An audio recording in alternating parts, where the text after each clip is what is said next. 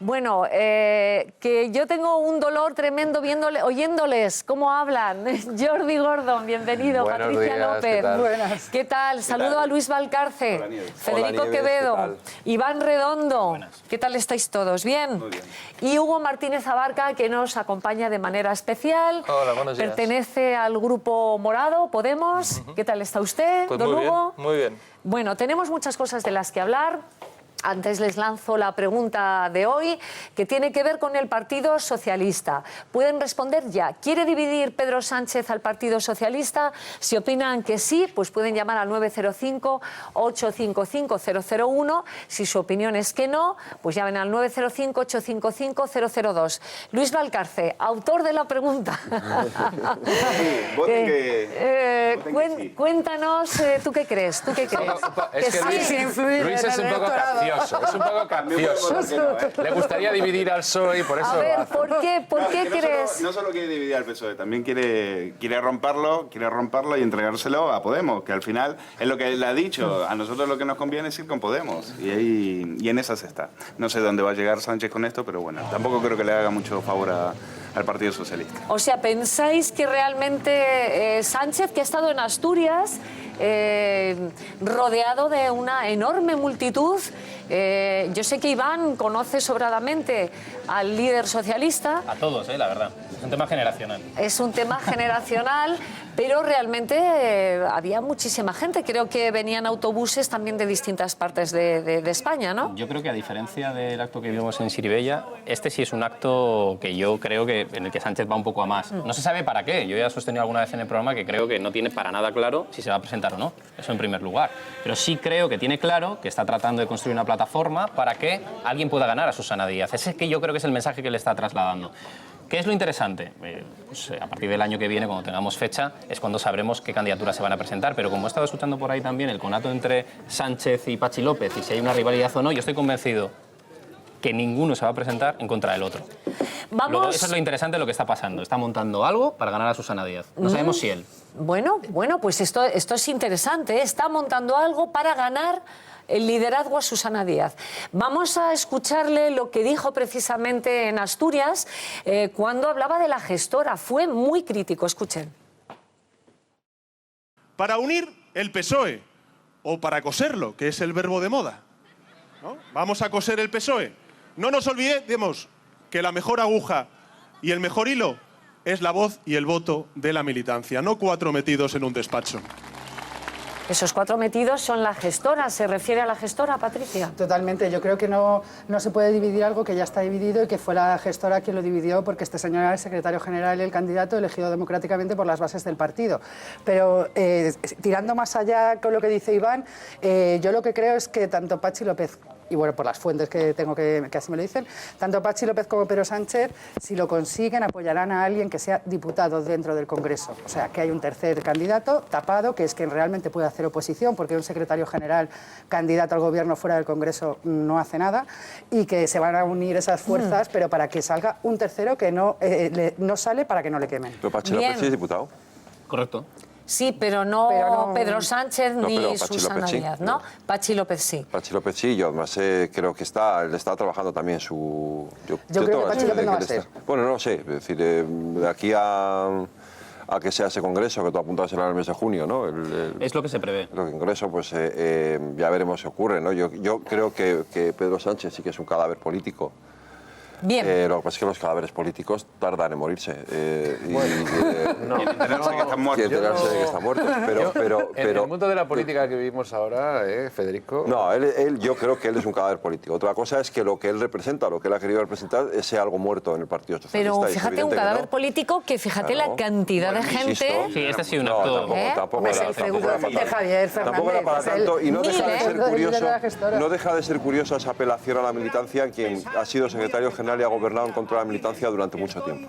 Ya, Jordi, ¿qué querías apuntar? Yo lo que quiero apuntar es que creo que realmente ni Susana ni Pedro Sánchez son la solución al PSOE. Y creo que eso es algo que se va a ir abriendo poco a poco camino dentro del Partido Socialista. Es decir, si en el Partido Socialista no surge otro candidato, el PSOE tiene un gravísimo problema, porque ya no es que Pedro Sánchez, como dice la pregunta, va a dividir al PSOE, es que hay una fractura entre Pedro Sánchez y los susanistas. Y Susana yo no creo que destapa demasiados... despierta demasiados recelos entre mucha gente del Partido Socialista en muchas regiones, en muchos lugares. Desde luego en Cataluña, por ejemplo, no va a conseguir ni un solo voto. En el País Vasco tampoco sería un lugar. Y yo creo que realmente ninguno de los dos van a ser el próximo líder del PSOE. Sin embargo, Podemos sí que ve con buenos ojos a Pedro Sánchez, ¿no? Siempre ha visto una persona cercana a Podemos. Bueno, no mucho. Realmente lo que Pedro Sánchez ahora dice que hay que hacer es lo que él no quiso hacer o no se atrevió a hacer cuando tuvo la oportunidad, ¿no? Él dice que hay que llegar a un acuerdo con Podemos y que hizo mal a lo mejor en entregarse primero a Ciudadanos. Bueno, pero es lo que hizo. Entonces, o sea, que luego la jugada interna vaya por ahí, pues está bien, es legítimo. Yo obviamente no me voy a meter en cuáles son los debates del PSOE, pero entiendo que está defendiendo una cosa contraria a la que hizo y hechos son amores y no buenas razones, ¿no? Ya, vamos a escuchar nuevamente a Pedro Sánchez en otro momento en el mitin, parecía un mitin, que dio ayer. Esa es nuestra historia, la del socialismo, simple y llanamente. Y el socialismo en su historia siempre dijo no a la derecha y dijo sí a la democracia. Por eso pedimos unas primarias ya y un congreso ya en el Partido Socialista Obrero Español. La única persona que se beneficia del retraso en el Congreso del Partido Socialista se llama Mariano Rajoy. ¿El sueño de Mariano Rajoy cuál es? Tener un partido socialista como el de ahora. Un partido socialista sin liderazgo. Bueno, insiste en Mariano Rajoy, es que es algo visceral, ¿no? A ver, Pedro Sánchez lo que debería hacer, en parte como dice Federico, es irse a su casa y quedarse ahí un tiempito y reflexionar sobre cómo ha llevado al Partido Socialista al abismo, que es donde está el Partido Socialista ahora. Y el gran responsable, el gran culpable, no es Mariano Rajoy, es el no es no de Pedro Sánchez. El Partido Socialista empezará a recomponerse después del destrozo en el que le ha dejado Pedro Sánchez. No los 4 despachos, como él dice, ni la gestora. No que le obligó el Comité Federal a asumir y llevar hasta el final. O sea, que no es un no es no que salió de Pedro Sánchez ahí que se levantó una buena mañana y se le ocurrió, sino que se obligó a hacerlo en un Comité Federal no que no lo podía con la máxima autoridad. En un primer momento, pero en un segundo momento. Uno a uno, pretender chicos. que la crisis del Partido Socialista solo es de Pedro Sánchez, yo creo que eso es una reducción que no puede ser, porque el problema del PSOE no es Pedro Sánchez, es mucho más que Pedro Sánchez. Y la prueba la tenemos ahora, que no hay un liderazgo que sea capaz de... Es decir, la manera de quitarle el liderazgo a Pedro Sánchez ha sido, además, expresaba la crisis y la división que tiene el Partido Socialista y la falta de proyecto, porque el problema del Partido Socialista es que al final se ha quedado en tierra de nadie, porque ¿cuál es su proyecto alternativo a Mariano Rajoy? ¿Cuál era? No lo tenía. ¿Cuál era? Bueno, No fue capaz de Pero construir. volvamos al tema de la fijación contra Yo por Mariano enganchar, Rajoy, ¿no? Bueno, realmente es con matices, ¿no? Porque sabéis que lo ha hecho y no pidió perdón, pero se disculpó a su manera de aquel debate cara a cara. Pero bueno, es un antagonismo que él ha jugado siempre y va a seguir jugando con Mariano Rajoy como su alter ego, ¿no? Pero enganchando un poco más a nivel de lo que el presidente y por qué es importante para el Partido Popular, pero sobre todo para el Gobierno, ¿cuándo es la fecha de esa batalla y de ese Congreso? ¿Y quién gana? ¿Y quién gana? Porque, oye, puede haber entendimiento en los presupuestos, lo ha habido en el techo de gasto.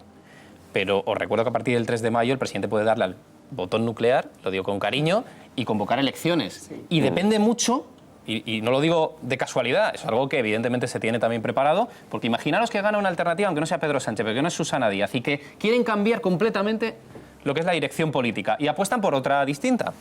Por ejemplo, el pacto con Podemos. Puede haber moción de censura, puede haber un montón de variables que distorsionen la legislatura. Y eso es importante recordarlo, porque es importante quién gana en el Congreso del Partido Socialista y ¿cuándo es? ¿Cuándo es? Porque si es en junio, pues prácticamente, si hay presupuesto, tienes una legislatura ya de 2 años, porque puedes prorrogar, puedes jugar mucho. Pero eso es la importancia. Por eso, para que la audiencia tenga claro de por qué insistimos tanto en la fecha. Yo me encantaría saber, Hugo, cuál es el mejor candidato para Podemos. En del el Partido PSOE, Socialista. En el PSOE yo Sánchez, claro. creo, en primer lugar, bueno, aparte de que esos son debates del PSOE, si alguien del PSOE se metiera en quién debe liderar Podemos, pues obviamente nos sentiríamos ofendidos de alguna forma, pero en todo caso sí creo que se equivoca el PSOE si piensa que su problema es de liderazgo.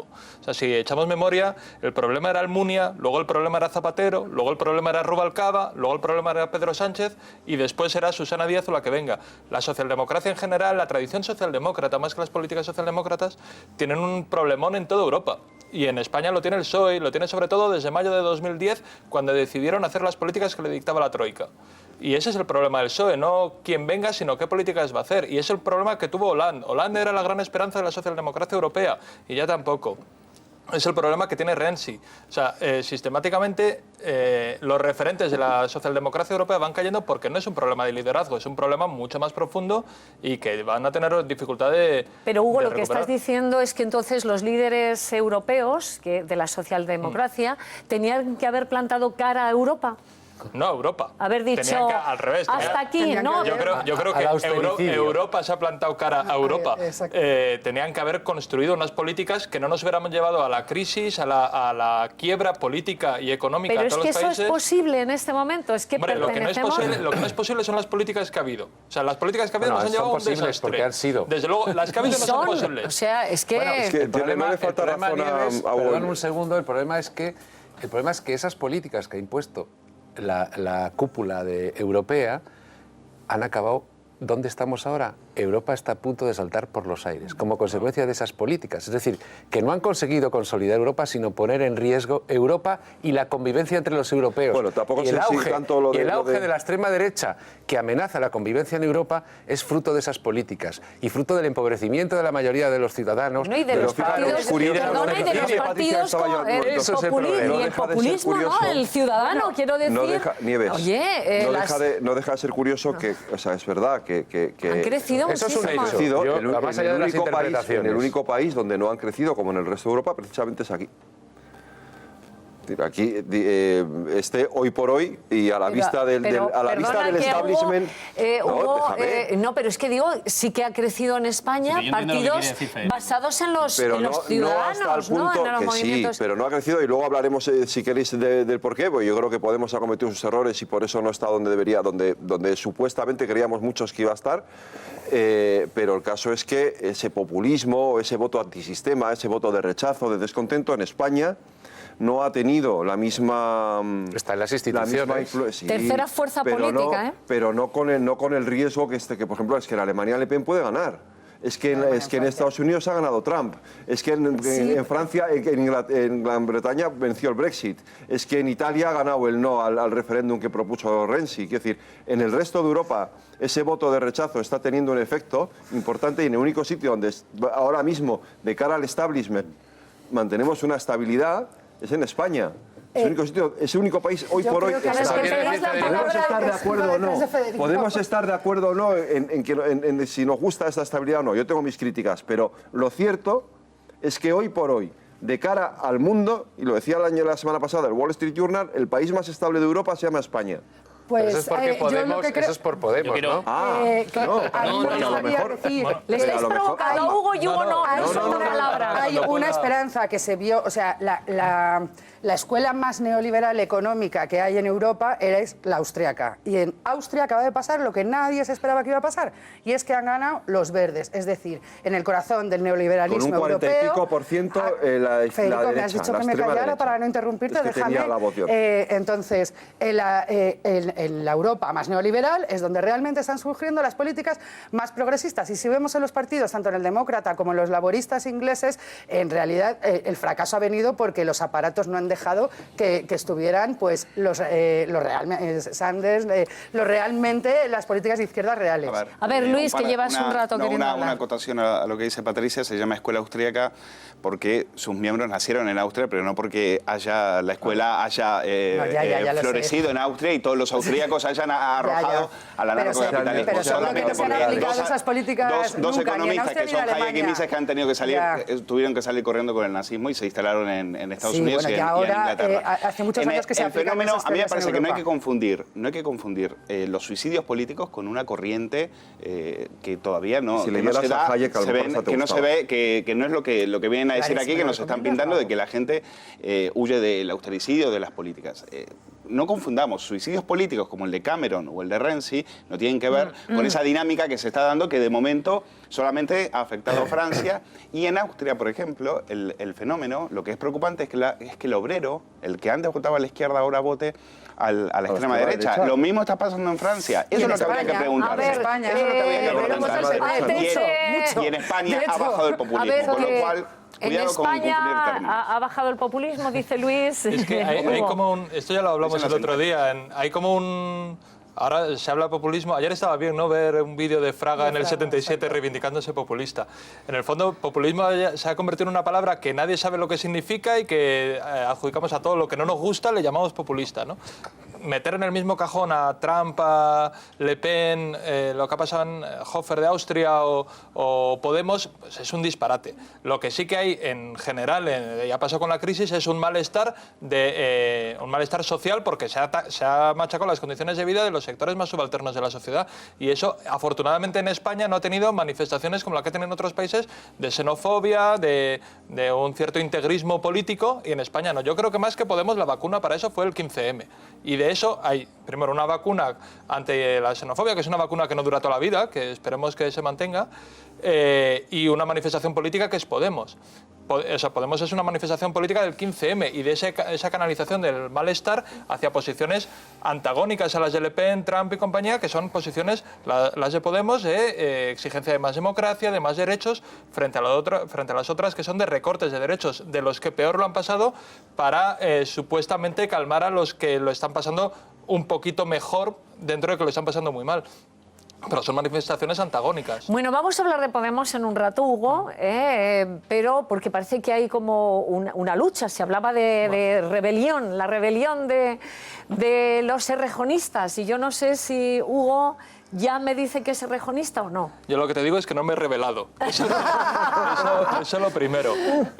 Bueno, lo de errejonistas o no está bien para... Digamos, yo entiendo que la gente desde fuera tiene que entender y que se haga unos mapas. Y bueno, pues Íñigo ha apoyado un manifiesto que salió el viernes y él lo apoyó unas horas después. Es un manifiesto que han firmado 6.500 personas. Hace un rato me decían 6.450, una cosa así. Teníais bloqueados los servidores. Sí, bueno. Sí. Lo cual quiere decir que no es una disputa en plan Pimpinela entre Pablo e Íñigo, que se quieren mucho pero no se enfadan y tal. Se mandan cartas. Sí, o sea, no, cartas de amor en 20 minutos. Lo que es un debate político que incumbe a mucha gente, es decir, que 6.500 personas lo hayan firmado, quiere decir que no es un debate eso entre dos personas, además entre dos hombres de Madrid. Yo soy hombre y de Madrid, pero el debate... ¿Lo has firmado? ¿Has firmado sí, yo fui de los primeros en firmarlo. Bien. Pero desde luego es un debate, primero es un debate de país, o sea, es un partido de 5 millones de votantes, no es un partido eso de dos amigos, y segundo es un debate que tiene que abarcar a mucha más gente. De este debate, Hugo, vamos a hablar en los próximos minutos. Bueno, ¿qué les parece si recapitulamos?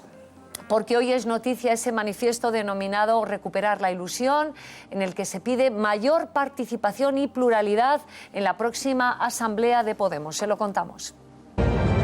La carrera por el primer puesto en Podemos sigue enfrentando a errejonistas y pablistas. En esta carta de Pablo Iglesias a su compañero le manifiesta la defensa de su propuesta y le anima a seguir a su lado, pero dando por sentado que él volverá a ganar en Vistalegre. Sin embargo, Íñigo Errejón no da su batalla por perdida y avisa. Lo que creo es que nos debemos un debate político de altura, de ideas, y que ese debate no puede quedar cancelado por las peleas en las que le gustaría vernos a nuestros adversarios. Hemos llegado hasta aquí debatiendo siempre en abierto, poniendo las mejores ideas, con respeto entre compañeros. El actual secretario de organización se ha posicionado a favor de Pablo Iglesias y cree que su compañero ganará en Vistalegre 2.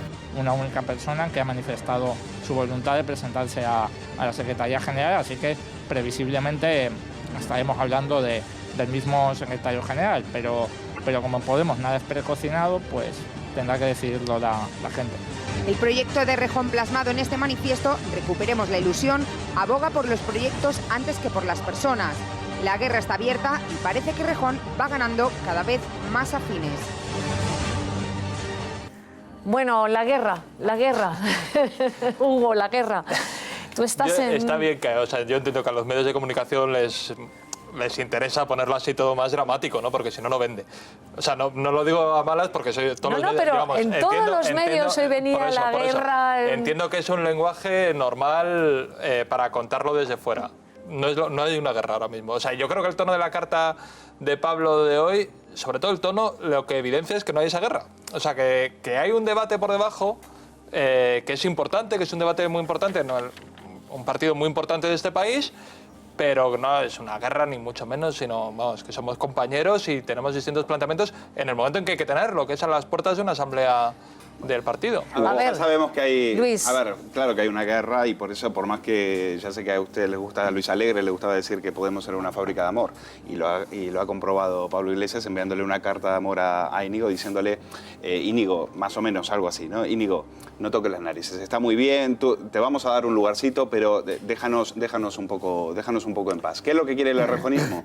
El errejonismo quiere una comisión de garantías independiente. Están mosqueadísimos con que, por ejemplo, Ramón Espinar mantenga sus 3 cargos después de haber ganado en Madrid.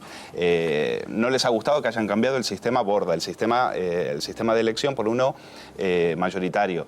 Piden listas abiertas, piden mayor democracia, sienten que Pablo Iglesias tiene el partido cogido en un puño.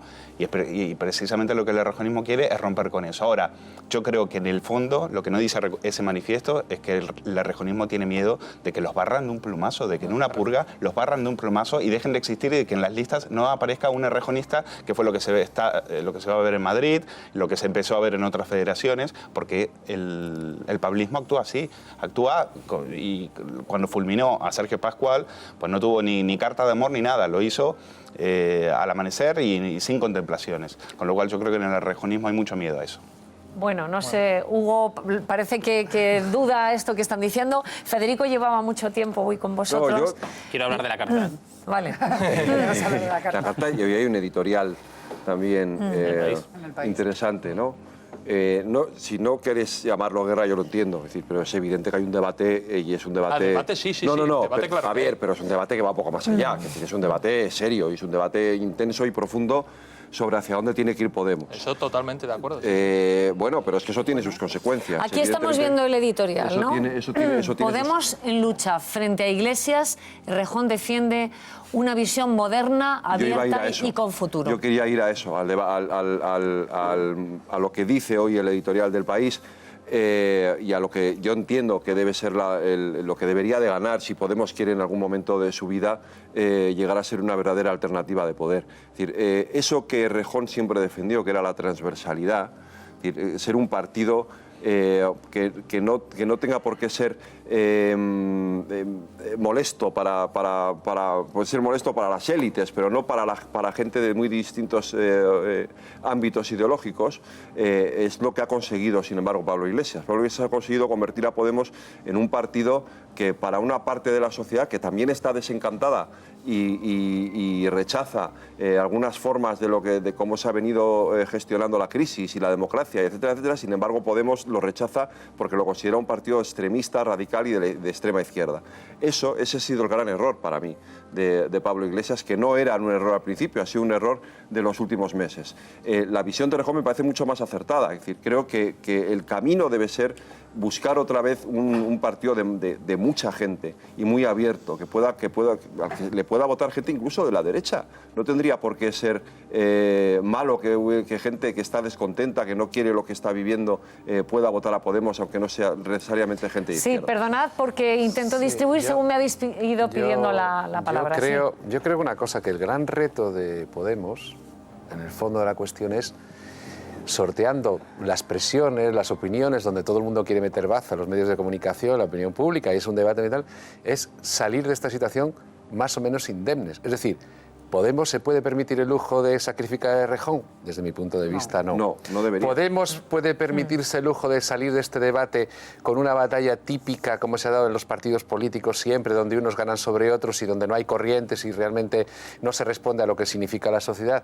Yo creo que tampoco. Es decir, Podemos este debate no solo afecta a los miembros de Podemos, afecta al conjunto de la sociedad porque nos plantea si realmente la sociedad es capaz de construir nuevas formaciones políticas plurales, donde el debate no solamente es sobre la base de imponer la estructura de los aparatos y se impone esa estructura y ese poder y liquida a los demás. Esta es la cuestión que va a plantearnos el debate de Podemos y si es capaz de sobrevivir a eso Podemos, pues yo creo que será una buena noticia. Bueno, si es capaz de sobrevivir Errejón, estás queriendo decir, entonces. Bueno, no es solo Errejón, yo creo que, porque hay más sectores dentro de Podemos, ¿no? Pero, y yo creo que además de esos tres sectores, digamos, muy definidos, o no del todo definidos, porque, bueno, los planteamientos políticos, por ejemplo, de Errejón, que son muy claros, tiene un proyecto político, pero bueno, tiene muchas lecturas también dentro de eso. Yo creo que de eso se tiene que ir construyendo. Un proyecto político nunca está acabado y además la realidad te va imponiendo nuevos retos y nuevas respuestas que tienes que ir construyendo. Y el problema es este, ¿no? Es decir, pero lo que choca es que recién nacido que haya este tipo de problemas. No, es que yo voy a hacer un comentario, o sea, un poco díscolo y como ya sé que nadie va a estar de acuerdo, pues da igual, lo voy a hacer igual.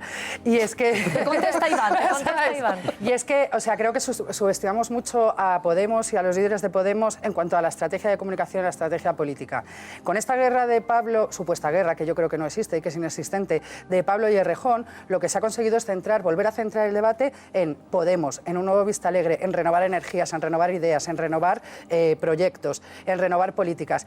Y ya tenemos a todos los medios, incluidos a los de la derecha, preocupados en Pablo y Errejón, y ya no existe Venezuela y no existe Irán y no existe absolutamente nada de eso. Entonces creo que no es que sean más listos que la mayoría de los que les comentamos, sino que ellos... van por delante. Sí, y que Errejón va a estar en la nueva cúpula que salga de Vista Alegre 2, igual que con Pablo y la mayoría de ellos. A ver, Iván yo creo y que sí hay Federico. una parte de operación retórica en todo esto que puede tener un beneficio, bien, pero creo que hay más allá. Insisto, y si no lo creyera de verdad, no lo hago como un ejercicio de adjetivar nada. Voy a leer lo que se dice en la carta, y este es un obús que envía Pablo directamente a Íñigo, dentro de que son amigos, que son compadres, que son todo lo que queramos, pero a mí en algunas partes ha pasado desapercibido y creo que es importante. ¿Sabes como yo que esa visión no solo hace la visión en la que Íñigo es el moderado, no solo hace un flaco favor al prestigio de tu proyecto, ser el preferido, entre comillas, de ciertos poderes que no genera credibilidad entre nuestra gente, sino que envilece los debates? Estoy con lo que apuntaba antes Federico. Esto es lo molecular de esta carta y este es un obús. ¿Qué quiero decir con esto? No, esa no es la clave. No. O sea, la moderación de Errejón no gusta a Pablo Iglesias. No. Que sabes perfectamente que tienes la inteligencia suficiente de que le estás haciendo el juego a determinadas personas y que esto no le viene bien al partido. ¿Qué quería diferenciar? No digo que sean, termino. No digo que sean los factores fundamentales de la carta ni el contenido que proponéis vosotros y que propone Pablo. Pero Pablo es un operador político, antes que político. Y aquí está enviando un mensaje clarísimo, nítido a su amigo. Hay que seguir. A su amigo. Y insisto, nada tiene que ver esta carta, por ejemplo, con la entrevista en Cuarto Poder del viernes sábado que salió. Nada tiene que ver. Ese es un mensaje que a mí me parece una novedad. Hay que seguir leyendo, porque lo que dice es hay ese imaginario, efectivamente, el editorial del País, que unos días apoya a Susana Díaz y otro bueno, es un poco... Es difícil seguir algunas líneas editoriales, pero lo que dice después es, y sabemos que ese imaginario es falso. Eso lo dice Pablo en la carta también. Y yo creo que es verdad que tratar de construir ese imaginario, creo que es verdad lo que dice Pablo, que es que envilece los debates, porque es un debate falso. O sea, el País no apoya a nadie dentro de Podemos, Maruenda no apoya a nadie dentro de Podemos y también hay quien dice que apoya a no sé quién. O sea, desde luego, es lógico que se observe, porque estoy muy de acuerdo con lo que se ha dicho, es un debate de país. Lo que está viendo aquí es un debate de pues como en otra línea, porque si hubiera debates en el Partido Popular también serían debates que afectan al país, y lo que está viendo en Podemos es un debate de país. Y nosotros pensamos que además es el debate de la fuerza que va a gobernar en el país y por lo tanto es tremendamente relevante. Pero sí que lo que hay es un debate político. Quien lo plantea, de hecho, dice, entonces esa moderación de Íñigo, es que también sería falso decir que Íñigo es más moderado que Pablo. No son esos los términos del debate en absoluto, sino de estrategia sobre cómo ganar el país. Es una cuestión estratégica. Yo creo que tenéis razón en eso, pero es que creo que esto va a suponer un antes y un después. Yo estoy de acuerdo, obviamente. No vais a seguir... Obviamente yo apuesto por el Podemos transversal, que es como nació Podemos. Es que eso era el 15M. Y que era el 15M, efectivamente. Y en absoluto pienso que eso sea más moderado. Creo que eso es mucho más radical. A ver, mucho más radical. Yo creo que esto es un debate propio, una guerra, debate, como lo queramos llamar, dentro de Podemos, y es absolutamente bienvenido. El problema, para mí lo molecular de la carta de de Iglesias a Errejón, es cuando es que él tiene miedo, no le importa tanto Errejón. No es que le importe tanto a Errejón, él va a llegar tranquilo en ese sentido y Errejón ya ha dicho que su secretario es Pablo Iglesias. Lo que le preocupa es que la base de Podemos crea que es un partido de vieja política. Mira, ya se están matando, como hacía la vieja política. Y ese es el problema. Eso es lo que a Iglesias le da un poco de... Por eso quiere frenar esto, por eso quiere bajar este suflé lo antes posible. Ahora, el problema no es Errejón. Errejón lo que dice es, mira, hablemos de propuestas, no hablemos de nombres. Lo mismo que decía Iglesias antes de Madrid. Fíjate qué casualidad. Ahora cambia. Ahora dice, no, mira, vamos, las propuestas y tal, eso lo discutimos después. Ahora hablemos de nombres. Ese es el debate. No, pero Iglesias lo que dice no van a seguir. es las propuestas van vinculadas a los nombres, porque si no, claro, es que si no seríamos unos caciques. O sea, votamos a Pablo, sea cual sea su política. No, Pablo lo que está diciendo es personas. ¿Por qué no quiere discutir con Errejón? ¿Por qué Iglesias se niega a discutir con Errejón la estrategia de partido? Hugo ha dicho se niega a discutir. ¿Por qué no dice Iglesias por dónde quiere ir al partido? Hugo ha dicho una cosa. A ver, Federico, que nos va a hablar de Hugo, de lo que ha dicho aquí, pero escucha a Echenique, que es secretario de organización y que ha dicho sobre todo esto, de esta guerra, entre comillas. Apoyo que tenga menos poder el secretario general, desde luego. Lo defendí en el primer congreso de Podemos y lo defenderé en el segundo. Creo que ahora tenemos que ir hacia un modelo más distribuido en el que las decisiones se tomen de una manera más horizontal. Bueno, pues ya que estabas en el uso de la palabra, bueno, lo que él ha dicho, además, Echenique ha dicho, habrá cambios en la dirección. También lo ha dicho. Si lo lógico es que de Vistalegre no salga lo mismo. Claro. O sea, tiene que haber... Ahora, yo sospecho que no va a ser un congreso, me da la impresión, en el que todo se integre, sino que lo que pretende, por lo menos un sector, es que sea un congreso donde venza una parte. Y ya, esa es mi impresión. Vamos a ver, yo no sé lo que yo creo. Nadie sabe cómo va a pasar, pero aparentemente hay algunos consensos. Por ejemplo, que el sistema va a ser mucho más no, va a ser proporcional frente a lo que hubo en Vistalegre 1, que era un sistema muy mayoritario, que yo creo que fue un error, incluso, pero que en todo caso fue una apuesta para un momento político en el que se iba a una avalancha de campañas electorales. Pero ya no puedes repetirlo. Que ahora no hay. Ahora hay otro ciclo político y, por lo tanto, la lógica de construcción de partido tiene que ser distinta. Y parece que lo de la proporcional es un consenso. Lo de... Yo no lo sé, no he hablado con Pablo Echenique, pero estoy muy convencido de que otro consenso va a ser el desconcentrar poder en la figura del secretario general, que también era una lógica de campaña electoral y de construcción de un partido nuevo, por la que en Vistalegre 1 se apostó por un sistema mayoritario en el que el secretario general tuviera muchísimo poder. Yo eso creo que no es un dardo a Pablo Iglesias, ni mucho menos, sino que seguramente Pablo Iglesias está muy de acuerdo con eso, porque es un acuerdo general que eso era para una fase concreta que ahora superamos. Hablemos de otra persona relacionada con Podemos, me refiero a Ada Colau. Ada Colau, estos días salía un cartel en donde vean ustedes que pues llamaba a la participación a una reunión. Es un cartel que está escrito en catalán, en árabe. En otro encuentro de similares características, en el distrito de Ciudad Bella, el ayuntamiento citó a sus ciudadanos también en árabe y en tagalo. No sé si llama la atención el que quizá se ha excluido el castellano. No, a mí eso no me llama la atención. Lo que me llama la atención es lo que incluye, no lo que excluye. Ya, no os llama la atención. Que excluyan el castellano ya no me sorprende. Se ha planteado un debate, yo creo que es bien sencillo si ves el cartel. Es economizar, porque hay tantos mensajes en tantos idiomas y todo el mundo entiende orden del día y audiencia pública, todo el mundo lo entiende en castellano y en catalán, porque es que no hay diferencias. Con pues lo cual Jordi, ese debate... Alberto Fernández del PP ha acusado a la alcaldesa de anteponer el árabe y el tagalo al castellano. Porque es un cartel, yo creo que ahí, es buscar una polémica que yo creo que no existe en este caso, porque creo que es bastante claro. Cualquiera que sepa castellano y no sepa catalán entiende lo que dice ese cartel. Y si está dirigido a los ciudadanos que viven en Ciudad Bella, que son pakistaníes, que son marroquíes, que son no sé qué, pues obviamente estaba lleno de letras. También es lenguaje oficial, Jordi, es lenguaje oficial, tan oficial pero si como es que prácticamente es las mismas palabras, si son las mismas, se entiende cualquiera. ¿Para qué ponerlo en español?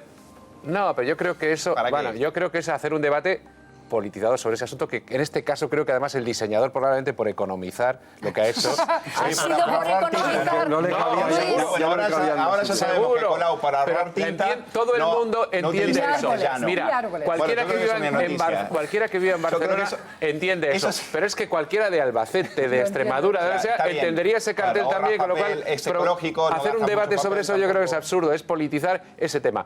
Podemos hacer otro tipo de discusiones sobre el castellano o no el castellano, pero en este caso yo creo que está sacado un poquito pero de no madre, te llama la atención ¿no? lo del tagalo. Es que el tagalo se habla en Filipinas. Un ayuntamiento que retira los buques de Juan Carlos, un ayuntamiento que retira la bandera española para... el tema es que el tagalo es otro debate, no es el cartel. Para ahorrar. El tema es que el tagalo, el árabe, todas esas lenguas se hablan en Barcelona, como se hablan en Madrid, como se hablan en las ciudades que hemos recibido un montón de inmigración. ¿Y el español no? El español también, pero bueno, yo no hablo catalán, pero ese cartel lo entiendo perfectamente. Ahora, una persona que solo hable árabe, ese cartel no lo entiende si no se le pone en árabe. Entonces, creo que afortunadamente hay ayuntamientos que están considerando vecinos de sus ciudades a todos los vecinos. Audiencia pública lo tiene cualquiera. Quien no lo entienda tiene problemas de comprensión lectora. Que no lo entienda, si no lo entiendes, que no sabe leer. Tiene ciertos problemas de comprensión o un sectarismo hacia el catalán. En todo caso, creo que es una buena noticia que en los ayuntamientos de Madrid y de Barcelona por fin hay ayuntamientos que consideran vecinos de sus ciudades a todos los vecinos de sus ciudades, no solo a los que hablan las lenguas oficiales, sino a los que pueden tener todavía dificultades de integración, etc. ¿Pero hubo un guiño al que no habla catalán, quizás? Sí, hay guiños a gente que no habla catalán que habla de distintos idiomas. Pero digo al que habla solo castellano. Voy frecuentemente a Barcelona. Nunca he tenido el menor problema en lengua. Sé que es una polémica que se intenta alimentar recurrentemente, pero realmente... guiños. O sea, que te parece normal que el castellano, que es la lengua más hablada en todo Barcelona, no esté en los carteles. O sea, es decir, vamos a incluirla para ahorrar, como dice Jordi. Total. Si ese cartel solo hubiera estado en Barcelona, en catalán, estoy seguro que no habría trascendido en sectarismo. En absoluto. Un momento, déjame hablar, ya que me haces la pregunta. Si ese cartel estuviera exclusivamente en catalán, no hubiera trascendido en absoluto, porque hay un montón de carteles solo en catalán en Cataluña. Por lo que trasciende es por las lenguas que sí que hay. Que son efectivamente de lenguas que normalmente los ayuntamientos de este país han excluido, porque se considera que son ciudadanos de segunda que no tienen que enterarse de lo que pasa en sus instituciones. A mí me gusta afortunadamente estos ayuntamientos, el de Madrid, el de Barcelona y otros muchos, están considerando vecinos de su ciudad de primera a todos los vecinos de su ciudad. Y eso es la novedad de ese cartel. Si fuera solo en catalán, aquí no habría ningún debate. Jaime y Iván, a mí me gusta darle a las cosas la dimensión que creo que deben de tener. Es decir, yo creo que, y me conoces desde hace mucho, ni soy sospechoso de ser nacionalista, ni soy sospechoso de ser partidario de Ada Colau, ni soy sospechoso de todas esas cosas. Pero ni del Barça. Ni del Barça, eso menos todavía. Yo soy del Madrid a muerte. Pero entiendo perfectamente lo que pone en ese cartel. No tengo ningún problema para entenderlo. Yo tampoco soy sospechoso. Soy del Barça y me molesta que no pongan el castellano. Así, a mí sí me parece algo sectario, porque aparte va relacionado con otras cosas, sobre todo con toda la persecución que hay de los castellano hablantes. No entiendo por qué no está el castellano. No hay persecución, no hay multas, tampoco hay multas. Tampoco hay multas. Eso sí, eso es otra cosa. Bueno, hay una ley de la Generalitat que es injusta. Esa ley es injusta.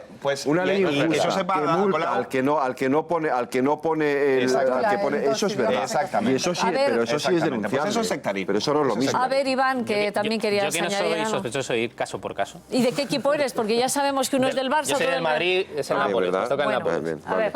Nos toca el Nápoles. Y de la Real Sociedad, por supuesto. Por cierto, el idioma no es patrimonio de ningún partido político. Y yo simplemente, cuando es servicio público, a mí me gusta. Y esto es cierto que es muy difícil no darte cuenta de lo que pone ahí. O sea, que no es el mejor ejemplo para sostener este debate. Pero el debate de fondo sí me interesa. A mí me gustaría que sean todas las lenguas posibles. Y más cuando hablamos de Barcelona o de Madrid. Por supuesto, el castellano. Insisto, pero porque no es, por sistema, al ser servicio público, no puedes hacer política de esto. Y eso es lo que me gustaría que se defendiera tanto por un lado como por otro. Por eso, ¿el cartel crees que hace política? Claro que hace política. Es que claro que se hace política, porque estamos reproduciéndolo. Yo entiendo ese debate, porque llevamos 30 años con este debate. De integración. Otra cosa es que en este caso concreto, estoy de acuerdo, como se ha apuntado en la mesa, pues que evidentemente, hombre, es que te enteras. O sea, quiero decir que no hay ningún problema. Pero insisto, el idioma no es patrimonio de ningún partido político ni de nadie. Y es lo que se tiene que propagar cuando uno gobierna. Entonces, a mí me gustaría, y creo que hubiese ganado mucho y ganará, Ada Colau como alcaldesa cuando plantee un discurso tan sencillo como el que estoy planteando yo aquí, de servicio público. Porque... Todos los posibles. Sobre todo teniendo en cuenta a quién va dirigido. Yo estoy harto de oír a Ada Colau hablando en castellano, sinceramente, o sea, No, pero entiende. Oye, que tampoco se hace de casualidad, es un caso concreto y claro que no se merece hace de la pena casualidad. recordarlo, porque no nos hacen todo, ¿eh? Nos hacen todo. No, pero llevar a Juan Hugo, que Ada Colau se caracteriza por hablar siempre en castellano y no en catalán. Y por eso tiene el nivel de aceptación que tiene también. Claro. Bueno, hoy es noticia también la figura de Soraya Sáez de Santamaría. Estamos hablando de la vicepresidenta. Sube enteros en su papel dentro del gobierno y advierte que no consentirá un referéndum independentista. Lo podemos ver. Eso es una cosa que hay que tener muy clara. Nosotros no podemos ni autorizar ni dejar que ese referéndum se celebre. ¿Cómo lo van a impedir? Pues mire, yo creo que hay instrumentos para hacerlo, de todo tipo, pero sobre todo con carácter previo. Yo lo que le invito a la Generalitat, a los independentistas de la Generalitat, porque la Generalitat es algo bastante más grande, a que reflexionen si consideran oportuno volver a repetir algo que no les sirvió absolutamente para nada. Bueno, pues son palabras a nuestro compañero Carlos Herrera en COPE. Venga, pide Jordi la palabra. Adelante. Yo lo que creo es que hay una cosa que ha cambiado y es que el Partido Popular se está planteando que tiene que hacer algo con respecto a Cataluña. Si miramos las encuestas de hace 4 años, el número de personas que estaban por la independencia y las que hay ahora, y la inacción del Partido Popular durante esos 4 años, ignorando ese problema, diciendo dejando que se pudriera, pues estamos quizás en una situación completamente diferente. Es decir, ahora, como no hay mayoría, como no puede haber arrogancia y no puede haber la soberbia que ha habido durante 4 años, habrá que sentarse a resolver el problema con Cataluña, porque es que lo que no puede ser es que vamos a mandar a la Guardia Civil o al Ejército a Cataluña. No, habrá que sentarse y ponerse de acuerdo y buscar un marco de convivencia y además respetándolos unos a otros, pero todo el mundo tendrá que tener derecho a decir lo que plantea. Y judicializar todo, intentar darle con el mazo de la Constitución a la gente en la cabeza, a las que plantean posiciones políticas diferentes, creo que no lleva a ningún sitio. Entonces yo creo que, bueno, el Partido Popular, a regañadientes y haciendo discursos uno y otro, abre un camino que es lo de la oficina. Vamos a ver la oficina hasta dónde llega, ¿no? Pero es un buen camino. Porque hoy Miquel Iceta ha hecho unas declaraciones, habló del líder del PP en del PSOE en Cataluña, y ha dicho, entre otras cosas, ha hablado muy bien de Soraya Sáez de Santamaría. Escúchenle. Yo creo que la vicepresidenta haya pretendido pues hacer un cambio en ese sentido, quizá un poco más político, con una persona muy conocedora del terreno, pues demuestra, en fin, en este caso, el acierto de la vicepresidenta. ¿Por qué me ha gustado? Hombre, porque primero los acuerdos me gustan. Segundo, porque los acuerdos que se mantienen en la legalidad, esos me encantan. Y además porque tienen la voluntad no solo de profundizar en el autogobierno, sino de dotar de un gobierno lo más progresista posible y además abierto a una mirada del conjunto de España. Bueno, pues Miquel Iceta, del Partido Socialista, no, está bien. considera que este gesto es positivo. Iceta, que por lo general suele estar más cercano a algunas tesis independentistas, está encantado de que la vicepresidenta tienda la mano y ofrezca diálogo. Vamos a ver, hay una estrategia de que el gobierno en realidad lo que busca es desmovilizar un poco a cierto sector del independentismo. ¿Para qué? Para que cuando tenga que ir va a haber elecciones dentro de un tiempo, y lo quiere, de alguna manera quiere pillarles un poco con el pie cambiado para que no digan, ahora ya no pueden decir que ya no dialogan, ahora no pueden acusar a Rajoy de inmovilismo. Y hubo una crítica, hubo una autocrítica en la entrevista en COPE donde Soraya dijo deberíamos haberlo hecho antes y no pudimos porque nos tuvimos que ocupar de la economía que estaba primero. Con lo cual ahora, lo que quiere hacer no entra en detalles, dice, hay instrumentos para evitar el referéndum, pero no entra en detalles. En realidad lo que quieren es forzar a dos cosas, a que Puigdemont tenga que ir a la conferencia de presidentes autonómicos y demás, porque eso le va a restar. Él lo que quiere es victimismo, él lo que quiere son sentencias contra el independentismo, que metan a Forcadell en la cárcel, todas esas cosas fortalecen el independentismo. Soraya está jugando otra carta totalmente distinta, que es desmovilizarlo. Yo es que creo que no es que durante 4 años el Partido Popular no haya hecho nada contra Cataluña, haya habido una inacción, sino que lo que ha hecho son, de la mano del exministro Fernández Díaz, acciones alegales. cuando no ilegales. sí, claro. Se ha conspirado contra partidos nacionalistas, se les ha buscado cosas que ni siquiera eran válidas simplemente para abrir procesos judiciales contra ellos. Entonces, claro, que llegue ahora la vicepresidenta y se siente a dialogar con una persona occidental y civilizada y no haga lo que hace el ministro, que nos recuerda a el exministro, nos recordó a una república bananera, pues es normal que esté encantado todo el mundo, los independentistas incluidos, con esta nueva opción del gobierno, claro. Sí, venga, adelante, muy Federico. rápido. Yo no creo que el problema haya sido Jorge Fernández Díaz. Yo creo que el problema de estos 4 años ha sido la ausencia de diálogo absoluto. Es decir, la cerrazón. Jorge Fernández Díaz, claro. El haber utilizado, haber judicializado la cuestión, nada, única y exclusivamente, ¿vale? Haber ya solucionado todo a base de tribunales, nada más. ¿Cuál es el cambio? Pues que los gobiernos no tengan mayoría absoluta está muy bien. Y se demuestra con esto. Sí. Aquí hay diálogo y se está abriendo un proceso de diálogo y eso es muy sano y muy bueno en democracia. Por eso a mí me gustaría que Podemos entrara por el camino de la transversalidad, porque ese es el camino del diálogo, que no es un camino de moderación, es un camino muy progresista, pues lo estamos viendo. Bueno, la transversalidad... Hasta tal punto que en Cataluña quien gana las elecciones generales es en Comú Podem, digamos, la referencia de Podemos allí. Yo creo que, bueno, si finalmente lo hacen, porque luego hay muchas idas y venidas, yo creo que no es la primera vez que oímos a gente del gobierno apelando al diálogo, pero luego es un diálogo con unas líneas rojas que impiden el diálogo, ¿no? Incluso por la otra parte también. Pero que no sea una maniobra, nada Claro, más. yo eso soy muy escéptico. Ojalá, creo que es la única salida que hay, porque efectivamente el recorrido que haya hecho este gobierno, lo único que ha hecho es entorpecer la posibilidad de diálogo y por lo tanto de una solución política a un problema que es político, no es un problema de que el Constitucional anule tal o cual decreto. Eso, digamos, es lo de menos. Lo importante es que cada diada sale más gente a la calle y que hay un problema político real. Bueno, ya ha bajado, Bueno, desde luego que hay un político, que hay un problema bastante. político real es una evidencia. Sí, eso sí, el nivel de también. movilización que está habiendo en torno a la independencia no lo conocemos. Un nivel sostenido de tantísima gente movilizado es una cosa bastante, como mínimo, llamativa. Ellos viven, no te olvides que ellos viven del victimismo.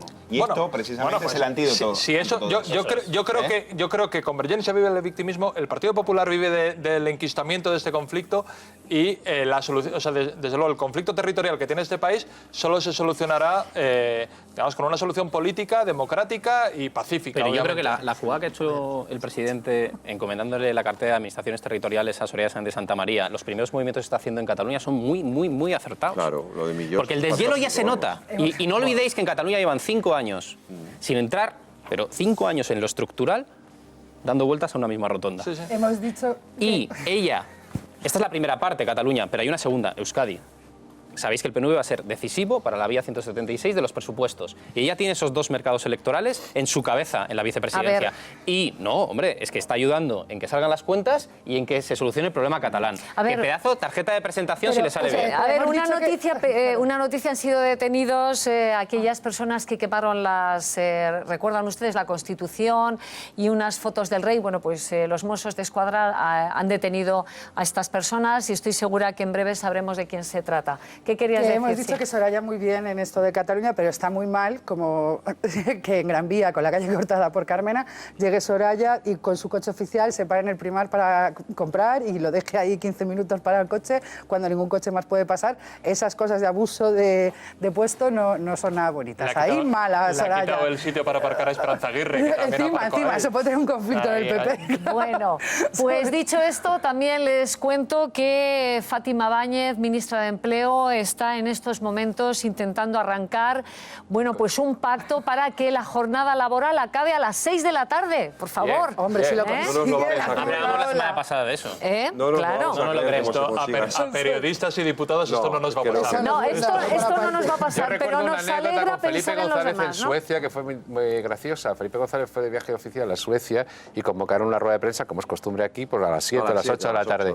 No fue ningún periodista sueco, porque todo el mundo dijo, si hay algo importante que contarnos, lo cuenta mañana.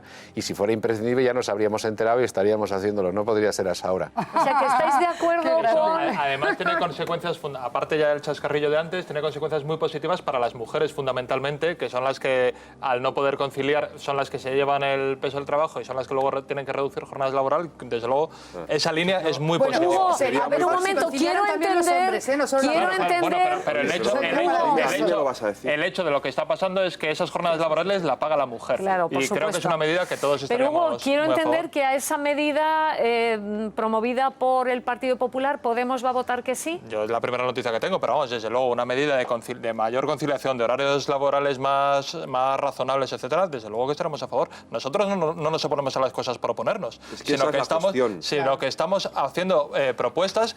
La propuesta del salario mínimo que luego PP y PSOE hicieron suya es de Podemos y la registró Podemos en el... ¿Quién te ha puesto que dicen que no? ¿Quién te ha puesto que votan que no? Si es tal cual lo que hemos escuchado de racionalizar la jornada laboral, ahora, si luego lleva el maletín que suele añadir el PP de reducción de salarios o lo que sea, obviamente no. Pero la racionalización de jornadas laborales...